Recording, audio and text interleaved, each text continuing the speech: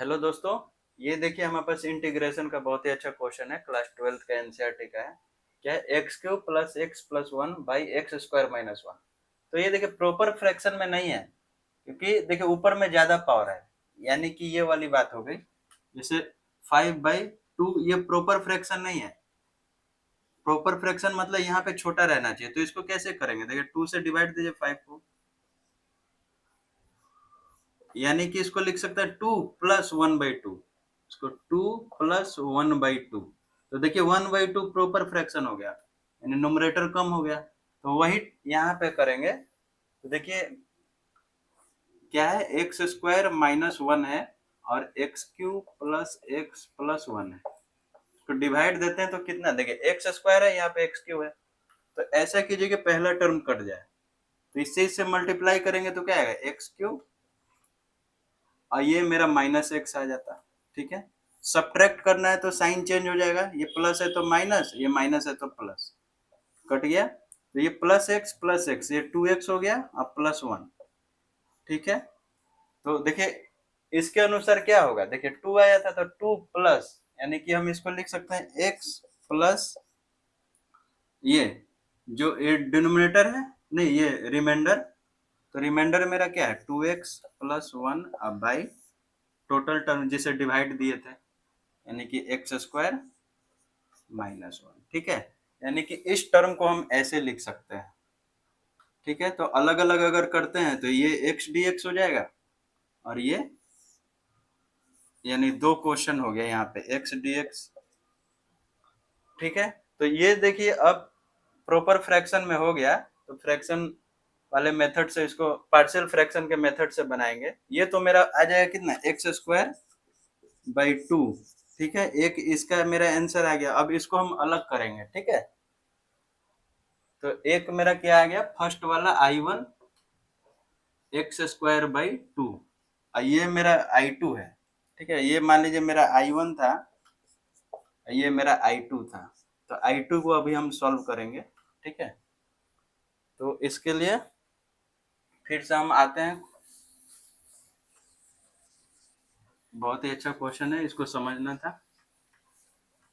तो I1 मेरा आया हुआ है, I2 के लिए हम देखिए I2 हम लिख लेते हैं यहाँ पे क्या है। तो नॉर्मल पहले इंटीग्रेशन बाद में करेंगे, पहले लिख लेते हैं 2x plus one by x square minus one, यही है मेरा। तो इसको हम सॉल्व पहले करते हैं, कैसे होगा, पार्शियल फ्रैक्शन के थ्रू। तो देखिए ए स्क्वायर माइनस बी स्क्वायर है, यानी कि हम इसको ऐसे लिख सकते हैं 2x plus one by X plus one into x minus one. ठीक है। ए स्क्वायर माइनस बी स्क्वायर यानी वन का स्क्वायर, तो ए प्लस बी इंटू ए माइनस बी। तो देखिए दो प्रोडक्ट के टर्म में, तो इसको भी दो के टर्म में कैसे लिख सकता हूँ, यानी कि A by X plus one plus B by X minus one. ठीक है। तो इससे हमें क्या हेल्प मिलेगा, देखते हैं। ए मल्टीप्लाई हो जाएगा एक्स माइनस वन से, और बी हो जाएगा एक्स प्लस वन से। ठीक है। तो A X minus A plus B X plus B. तो एक्स वाले टर्म को देखिए, ये दोनों को साथ में रखते हैं, तो एक्स मेरा कॉमन निकल जाएगा, ए प्लस बी आ जाएगा, और इधर से माइनस ए अब प्लस बी। सिर्फ न्यूमरेटर को हम कंपेयर कर रहे हैं। तो न्यूमरेटर मेरा क्या है, 2x प्लस वन है। तो यहाँ से देखिए x का कोफिशिएंट क्या है, मेरा 2 है। x का कोफिशिएंट क्या है, a प्लस बी है। तो इक्विवेलेंट करते हैं, यानी कि a plus B equal to two. तो a इजकल टू क्या हो गया, 2 माइनस बी। ठीक है। और देखिए कांस्टेंट वाला टर्म वन है, यानी कि माइनस ए प्लस बी क्या हो जाए, वन हो जाएगा। Minus A plus B equal to, यहाँ पे वन है, इक्विवेलेंट किए तो ए का वैल्यू पुट कर दीजिए, 2 minus B, 2 minus B plus B equal two one.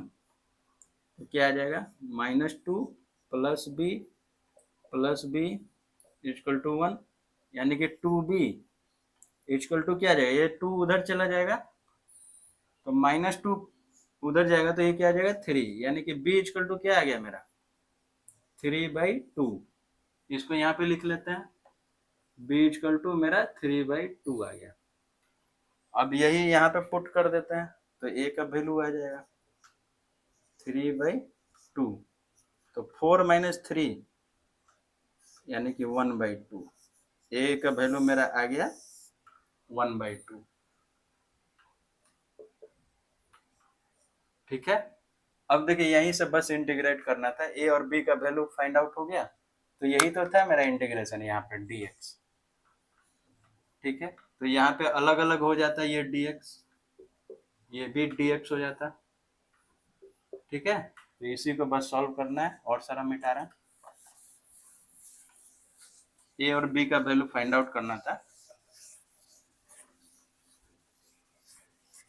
देखिए तो a का वैल्यू पुट कर दीजिए यहाँ पे, a का वैल्यू 1/2 है, तो 1/2 dx बाई x प्लस 1, और इधर क्या था प्लस, b का value 3/2 by x minus 1 dx। तो कांस्टेंट को बाहर ले लेते हैं, तो 1/2 1 बाई एक्स प्लस 1 dx, और इधर क्या आ जाएगा 3/2 1 बाई एक्स माइनस 1 dx। तो देखिए क्या आ रहा है, तो देखिए 1 बाई एक्स dx क्या होता है, log x होता है, तो वैसे ही ये 1/t dt के टर्म में रहता, अगर इसको t मानते तो 1/t dt आता तो log t हो जाता, तो वही log के टर्म में आएगा, ये log x प्लस 1, ये भी आ जाएगा 3/2 log x माइनस 1। ठीक है, ये मेरा I2 आया, यानी दूसरा, ये मेरा I2 था, तो I2 का वैल्यू ये आ गया और I1 का वैल्यू वो आ गया, तो I इक्वल टू क्या हो जाएगा, I1 प्लस I2। ठीक है, ये अलग है, तो I1 का वैल्यू x² 2 था, उसमें भी c था, इसमें भी c होगा, यहाँ पे भी c होगा, मान लीजिए यहाँ पे C2 होगा, यहाँ पे C1 होगा, तो दोनों मिला के एक c हो जाएगा। और I2 देखिए ये आया मेरा 1/2 log x plus 1 plus 3/2 log x minus 1। ठीक है, यही टोटल प्लस c। ठीक है, यही मेरा फाइनल आंसर हुआ, बहुत ही अच्छा क्वेश्चन था इंटीग्रेशन का। थैंक यू दोस्तों।